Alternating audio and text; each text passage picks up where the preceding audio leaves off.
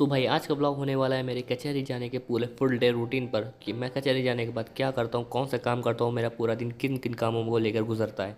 तो बने रहिए इस ब्लॉग में और से लास्ट तक देखिए क्योंकि ब्लॉग बहुत ही ज़्यादा इंटरेस्टिंग होने वाला है।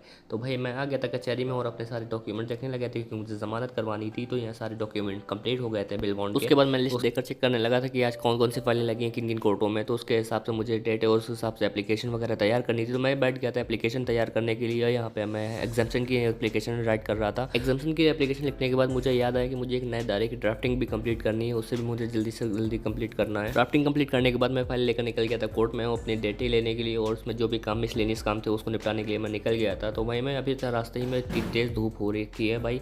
इस धूप में भाई एडवोकेट लोग जो काले कोट पहनते भाई बहुत ही बड़ी बात रहती है क्योंकि एकदम हार्श लाइट जो होती है सनलाइट की पूरी एकदम ऐसा लगता है कि बॉडी के अंदर घुसी जा रही है। तो भाई फिर भी भाई हैबिचुअल हो जाता है बंदा पहने पहने।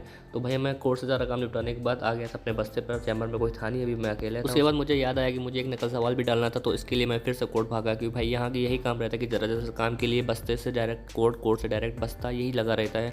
तो मैं फिर से निकल गया था कोर्ट की तरफ और अपना नकल सवाल डालने के लिए ऑफिस से लेकर रजिस्टर नकल सवाल की तरफ चला गया था। तो भाई ऑफिस में नकल सवाल डालने के बाद मैंने रजिस्टर बंद किया और मैं अपने वहाँ काम सब सौंप कर वहाँ से निकल गया था और अपने दूसरे काम के लिए मैं जा रहा था। अभी फिर से ये बस्ते पर जा ही रहा था कि मुझे रास्ते में फिर से एक काम याद आ गया। काम का याद आ गया, मुझे सीनियर ने बुला लिया था। तो मुझे सीनियर के पास वहाँ जाना था दूसरे कोर्ट में। तो मैं वहाँ फटाफट जाने लगा था।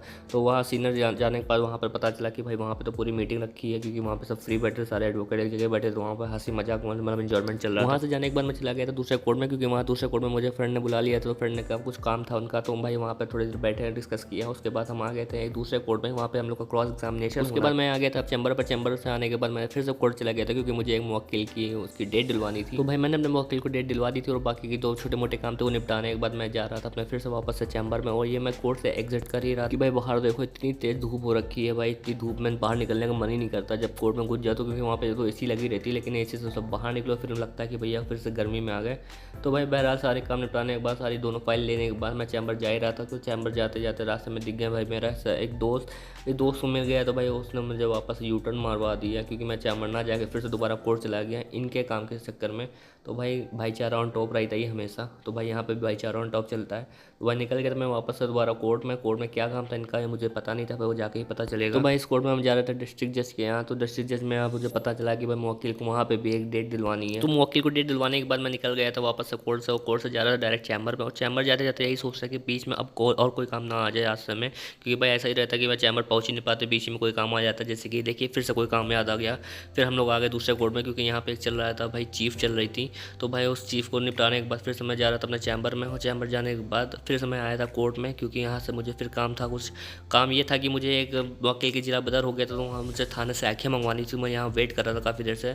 तो आँखें मिलने के बाद मैं फिर से आ गया था चैम्बर में। ये हो गया था टाइम करीब 3 साढ़े 3 बज रहा होगा इस टाइम पे।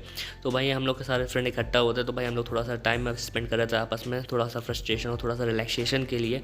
तो भाई सारा हंसी मजाक होने के बाद भाई मैं हो गया था अकेले। यहाँ पे कोई नहीं था, सारे फ्रेंड्स अपने अपने चैम्बर में चले गए थे। तो मैं यहाँ वेट कर रहा था कि भाई थोड़ा कम टाइम हो मैं यहाँ से घर जाऊँ। चैम्बर में बैठे बैठे भाई ये हर टाइम पे ये 4 बजे के आसपास यहाँ पे चैम्बर के सामने आता हूँ। पता नहीं कौन कौन सी भाषा का बोलता है भाई, इतनी दम है इसकी आवाज़ में, पता नहीं कौन सा नशा करने के बाद ये ऐसी पावर आ जाती है। क्या बोलता है भाई आप लोग को भी सुनाता हूँ, सुनिए। बेचने सवेरे से आ गया। पूरी कचौरी खाने का कोई फायदा नहीं। तो रोटी कैसे बनाई जाती थी ये भी ना आता।